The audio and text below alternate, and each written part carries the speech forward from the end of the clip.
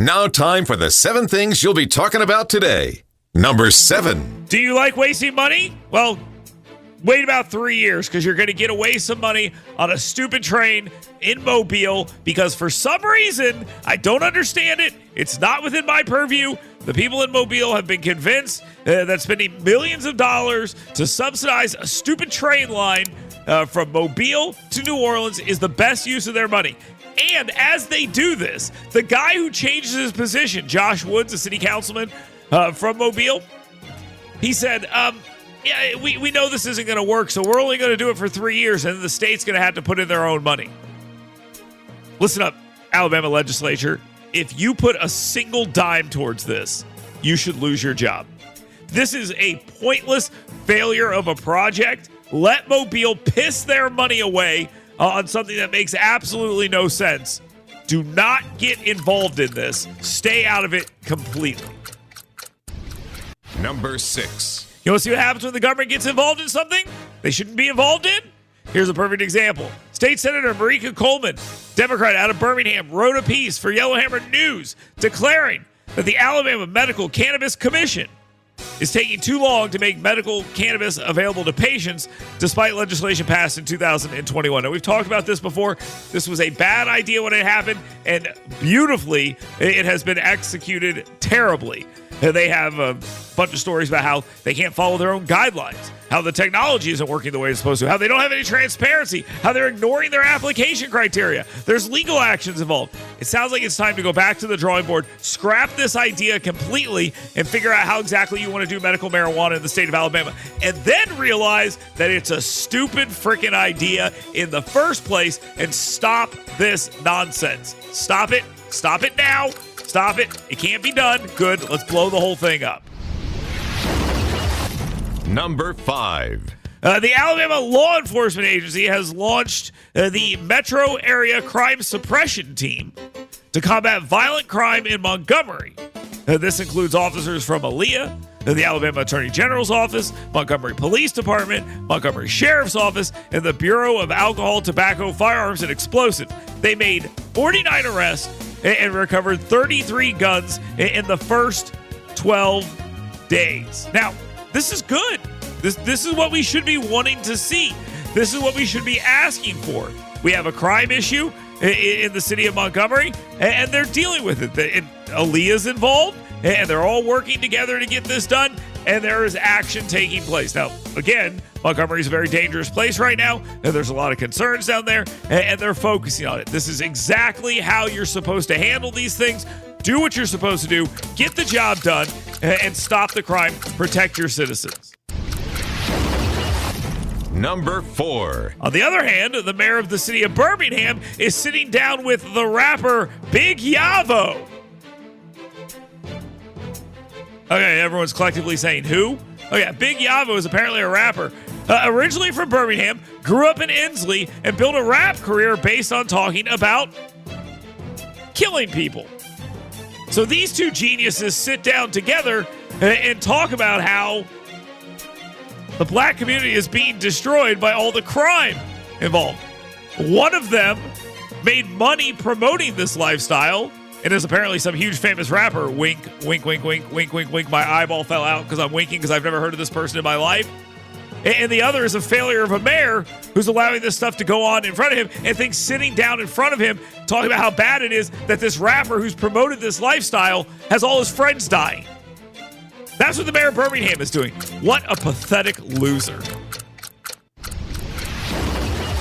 Number 3. The Kamala Harris rebrand is not going well. I say that, and then I think, well, maybe it is actually working. We'll talk about that in a second. The media is going full bore into Orwellian rewrites on her record. Her time as borders are never happened. Funding the bailout of killers never happened. After the George Floyd riot, who, what, riots, what, where? Yeah, that never happened either. Most liberal senator, who? None of it true. None of it true. But, again, here's a question. Is it really working? It's working on the elites. They watch a lot of cable news. Their minds are melted. Got it. Montgomery founded a polling group, Signal, is finding that Harris is still very unpopular with key voter groups, particularly Hispanics, making states like Arizona and Nevada difficult for Democrats. The Hill is reporting that Harris is trailing still in several swing states, Arizona, Georgia, Michigan, Pennsylvania. But they're trying to say she's on the upswing. Watch the narrative. Number 2. I kind of like that Kamala Harris is the first of everything. There is now a story out that literally says the dizzying array of firsts for Harris if she wins the election. She gets to be the first blank, the first blank, the first blank, the first blank. And notice I said the first blank because we have to figure out which one she actually is. Turns out she's all of those. Like, for example, the Sacramento Bee declared Harris was the first Indian American to win a United States Senate seat. Then, the Los Angeles Sentinel noted that she was the first black vice president. Okay. But the history will not be stopping anytime soon as Kamala Harris historically, and there's multiple stories declaring this historic, becomes the first presidential candidate to appear on RuPaul's Drag Race. Yes, we're treating that as a historic. Who's keeping track of these things?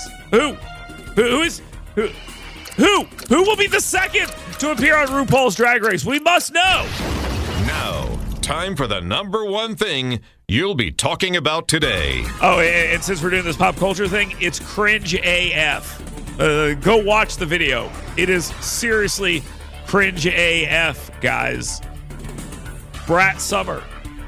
Look it up. Okay, now, surprise. After pretending there was a chance former President Barack Obama and Michelle Obama would not endorse Vice President Kamala Harris for president. That's right, we pretended that was the case. And we watched all the media hubbub about how they might not do it. We've now learned that they will endorse, and they have. And the headlines scream after watching Harris's upstart campaign. The Obamas have come on board. They've come around. They've come around and they said, wow, she is better than we thought she was. We've learned the lesson. It's very important. That's the media's framing of it. Would you like to hear Barack Obama's framing of it? Would you like to hear what Barack Obama said about this? Barack Obama said, a week ago we talked to Kamala Harris and we endorsed her. That's what they said. So it wasn't after a wonderful week of campaigning. That is campaign spin meant to drag a story out, and the media just goes with it. They're just running with it as if that's exactly what's happening. Now, you're seeing what's happening here, right?